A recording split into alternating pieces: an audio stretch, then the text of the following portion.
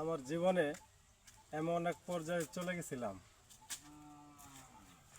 যে অবস্থা থেকে ফিরে আসছি সেই থেকে আমার কর্মজীবন শুরু হয়েছে একটা অটোর মাধ্যমে।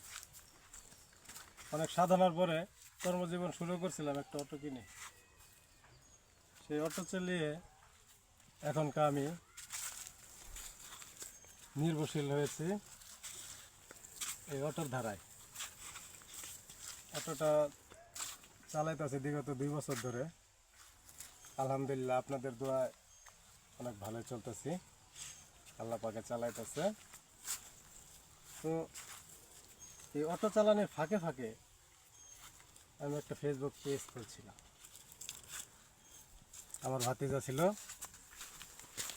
হুমায়ুন, ও আমাকে খুব হেল্প করছে, সাহায্য করছে ফেসবুক পেজ খোলার জন্য এবং খুলেও দিছে।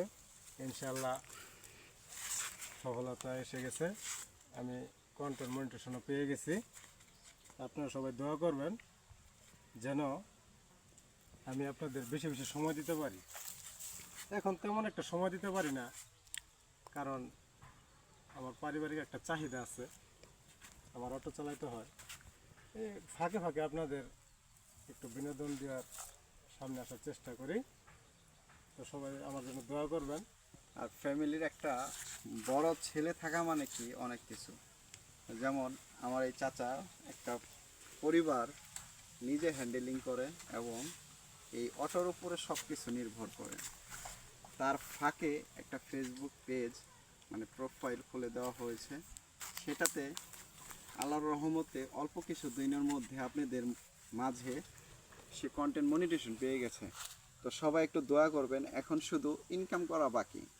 তো ফেসবুক প্ল্যাটফর্মে যারা কাজ করতেছেন, আমি সবাইকে একটা কথা বলতেছি, যারা কষ্ট করে চলতেছেন করে চলতেছেন তাদেরকে একটা কথাই বলি, সময় লস না করে, সময় ব্যয়তে খরচ না করে ফেসবুকে সময় দেন এবং সামনের দিকে এগিয়ে যান। ফেসবুক প্ল্যাটফর্মটা এমন একটা প্ল্যাটফর্ম, যদি আপনি কাজ করতে থাকেন তাহলে ফেসবুক আপনাকে নিরাশ করবে না কখনো।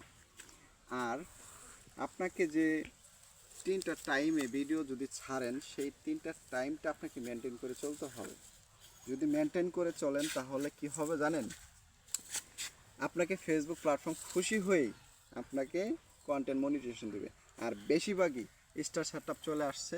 স্টার সেটআপে যে আর্নিং করা যায় আপনারা তা জানেন না, হয়তো যদি জানতেন তাহলে অবশ্যই ফেসবুক প্ল্যাটফর্মে কাজ করতেন। এই যে আমরা ভিডিও করি, অনেক অনেক লোকে অনেক কথা বলে, তো আমরা সেগুলো কথা কানে নিই না।